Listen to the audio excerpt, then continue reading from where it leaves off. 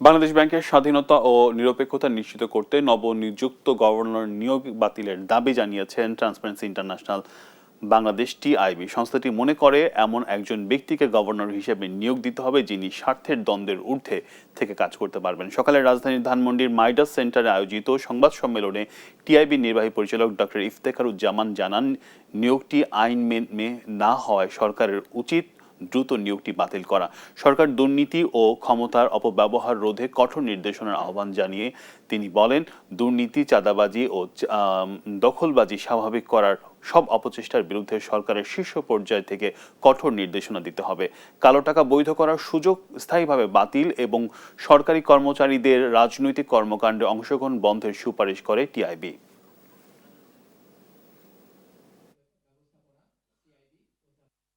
কর্তৃত্ববাদী প্রাতিষ্ঠানিকরণের এবং জনগণের মৌলিক অধিকার লঙ্ঘন, চাঁদাবাজি এবং আর্থিক খাত সহ রাষ্ট্রীয় প্রতিষ্ঠানের দখলের হাতিয়ার হিসাবে অন্যতম হাতিয়ার হিসেবে ব্যবহৃত যে গোয়েন্দা সংস্থাগুলো, বিশেষ করে ডিজিএফআই, এসবি, ডিবি, এনএসআই ইত্যাদি সংস্থাগুলো গুরুত্বপূর্ণ সংস্কার করতে হবে।